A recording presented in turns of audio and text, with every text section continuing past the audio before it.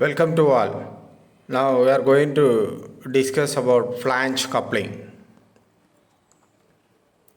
Okay.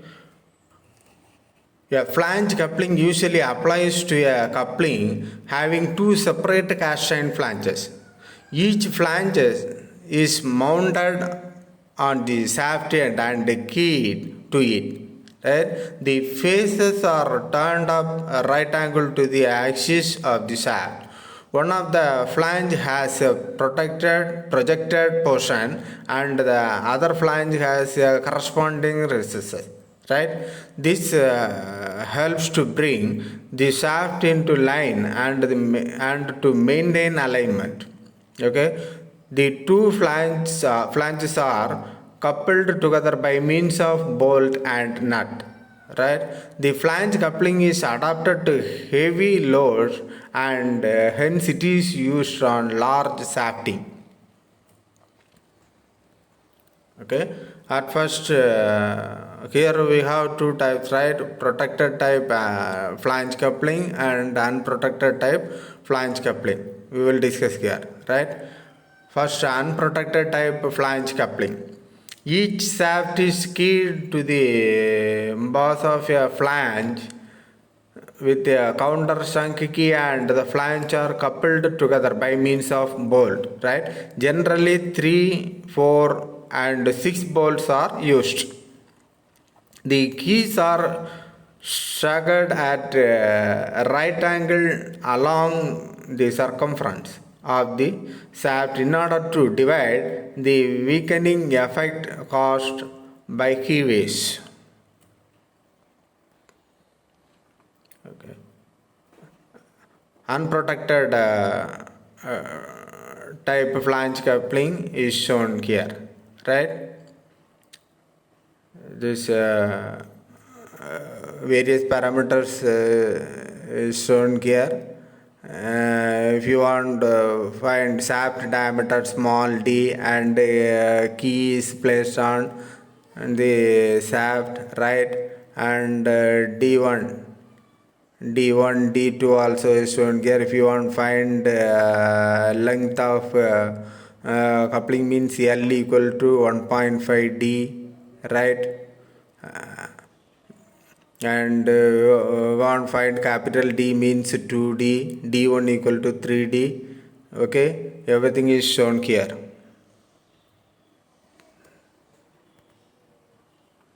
If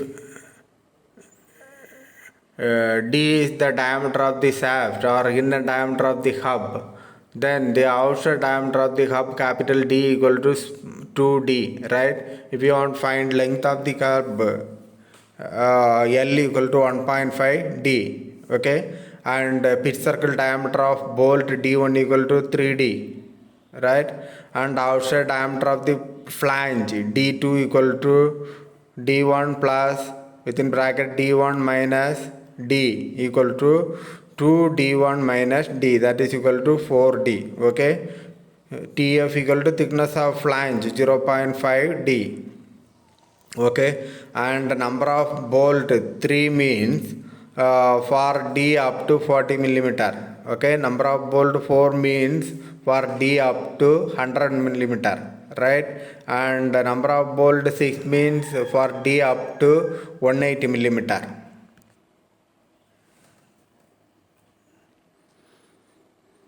Then we are going to discuss about the protected type flange coupling, right? The protruding bolts and nuts are protected by flange on the two halves of the coupling, right, in order to avoid danger to the workman. Okay, the thickness of the protective circumferential flange is taken as 0.25 d. Okay, the other portion of the flange coupling are same as for unprotected type flange coupling. This is a protected type flange coupling. Then we are going to see about the design of flange coupling. Let small d equal to diameter of shaft or inner diameter of hub, right? Capital D equal to outer diameter of hub. D1 equal to nominal or outside diameter of bolt. Okay, again d1 equal to diameter of bolt circle, n equal to number of bolt, tf equal to thickness of flange.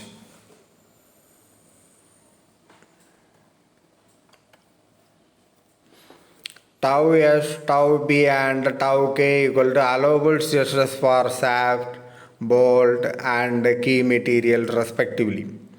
Tau c equal to allowable shear stress for the flange material, that means cast iron, that is cast iron, right? Sigma cb and sigma ck equal to allowable crushing stress for bolt and key material respectively.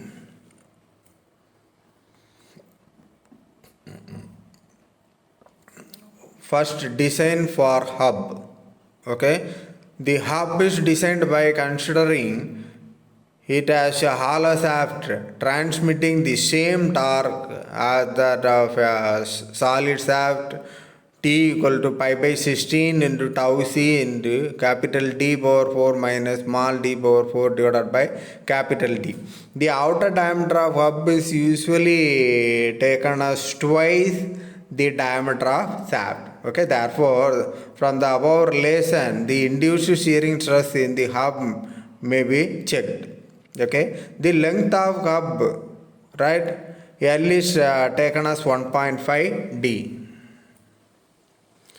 Next, design for key. The key is designed with usual proportion and then checked for shearing and crushing stresses.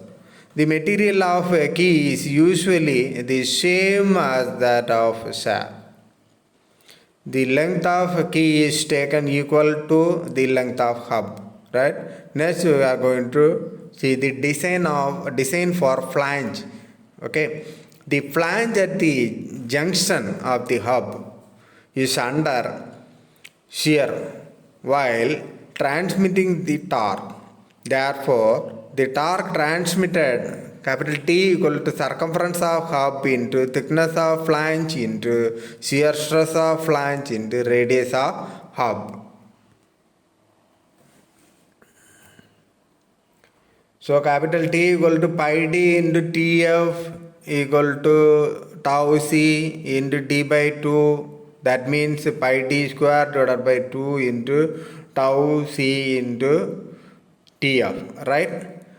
The thickness of flange is usually taken as half of the diameter of the shaft, right? Therefore, from the above relation, the induced shearing stress in the flange may be checked, right? Next, we are going to design for bolt, right? The bolts are subjected to shear stress due to the torque transmitted.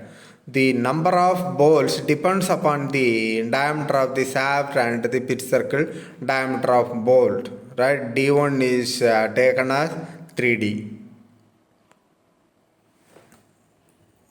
So we know that load on each bolt equal to pi by 4 d1 square into tau c, right? Then the total load on all the bolts pi by 4 d1 square into tau b into n, right? And torque transmitted T equal to pi by 4 d1 square into tau b into n into capital D1 divided by 2.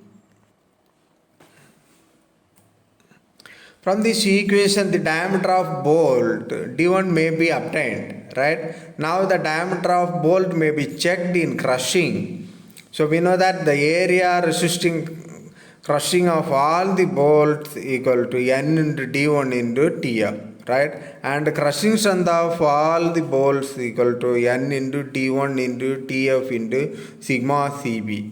Okay, so that torque equal to n into d1 into tf into sigma cb into d1 divided by 2. From this equation, the induced crushing stresses in the bolt may be checked. Okay, this is the design procedure to solve the protected type flange coupling and unprotected type flange coupling. Okay, this is a reference book. Thank you.